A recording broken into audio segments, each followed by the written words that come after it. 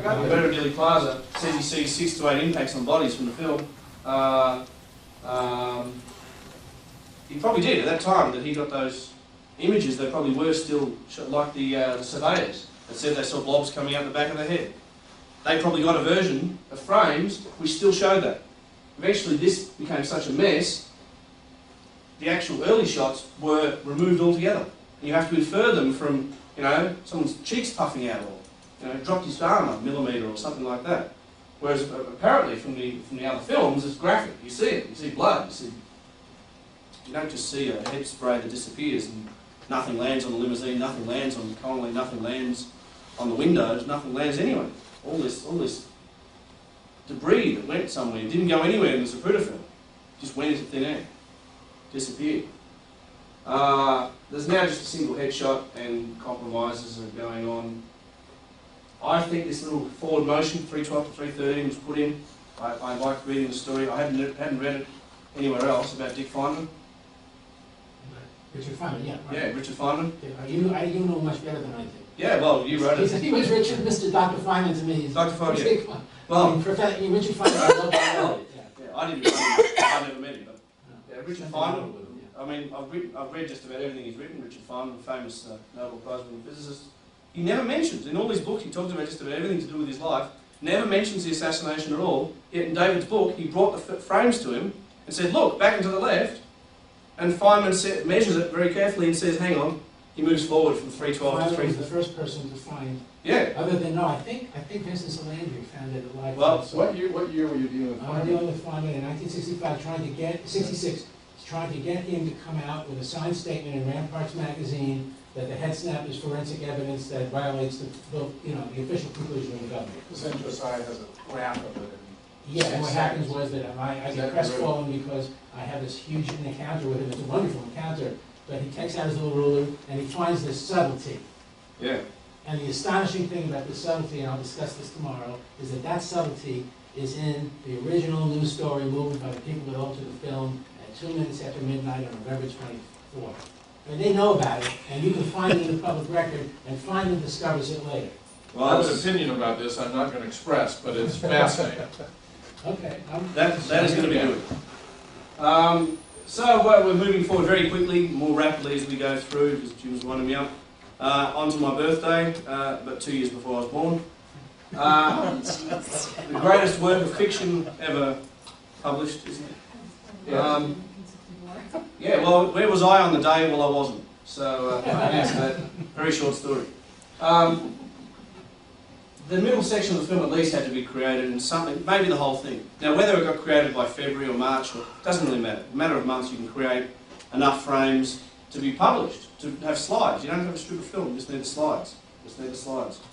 It's a very good point that Jim made. Other frames outside, that one that was published in Volume 18, on an as-needed basis. You just create those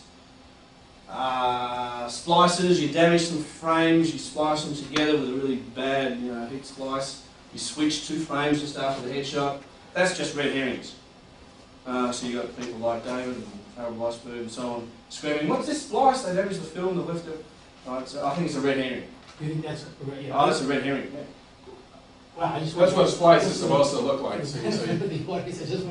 issued a memo on NCC9. I called them decoy splices.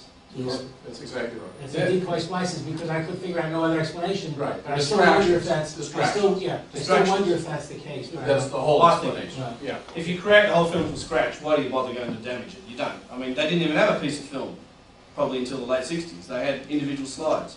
Until the late 60s? The film was projected to the Warren Commission in those times. No, I'm saying you printed frames, individual frames. Did they have slides every single frame? Yes, the slides were, every single in front of From 1 to 486? He's talking about creating a continuous running motion picture strip of film as opposed to printing the slides. But when did they have from frame 1 to frame 486? As frames or as a motion picture film? As either. When did anyone see the whole lot? The weekend of the assassination is given to... No, that was the different... You're saying that was an ad hoc job, David. When did what was they printed in the report was individual frames they selected, and later they realized, oh my God, we got to put this together to the have motion picture film was projected repeatedly to the commission and to Eisenberg, and those guys studied it. And Hume... It's the same film. But when when was a full set of slides of every single frame in the film? The slides of Commission Exhibit 885 are given to the Warren Commission in what, February 64? Yeah, but that's not the whole film. That's just No, I agree. There's a piece at the beginning and a piece at the end. They start at 133 and they go to whatever. I don't think it's that 133.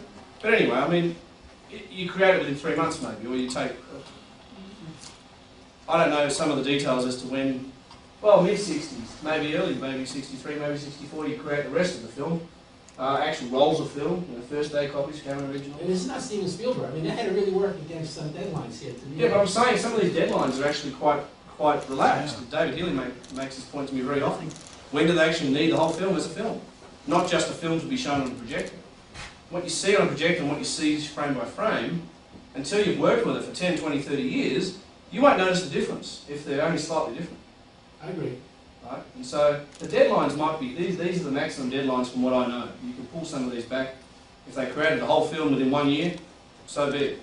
But you must be aware that the FBI assistant director is watching the film that weekend and writes about it in his memoirs. And there's other people, right? Yeah, but what are they seeing? Are they seeing the exact version we've got? I don't think they all see the same film, no. Are they seeing a quickly edited together version, but without the blur being correct and the ghost panels and the sprocket holes and everything? I mean, what do you need to be correct to see it on the first? When did you see the sprocket holes the first time? No, you're not going to see the sprocket holes through a projector, right? Yeah. So when did the sprocket hole area, which is Willis told me when I interviewed him that he witnessed the projection at the Kodak lab of the first. I don't think he knows what's in it, but he witnessed it. Yeah, but that's not what we have now. So you've got the film, 70s. Could you go back one slide just to that side? We didn't say what it was. Well, it was just stuff. Well, I think it was allowed to be bootlegged, and Garrison subpoenas an actual film, doesn't he? Yeah. Film allowed to be. So by some what do you mean by, oh yeah, I bootlegged. Wow. Yeah, I bootlegged.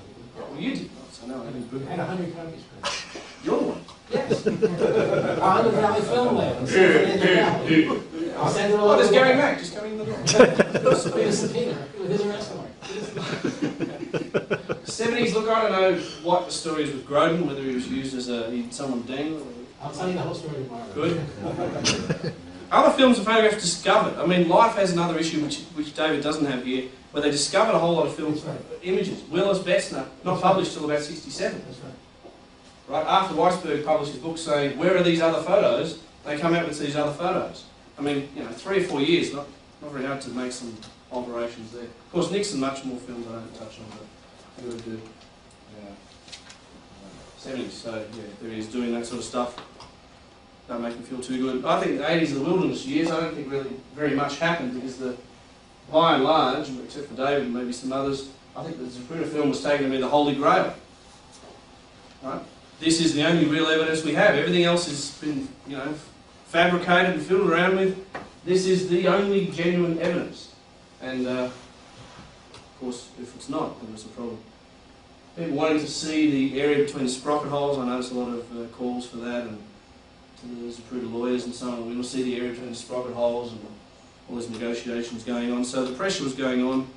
90s, the movie came out, and the whole JFK Act, and the $16 million, and MPI does the final digitisation, the reference copy of the Zapruder film, so we can lock the original up and never take it out of storage ever again.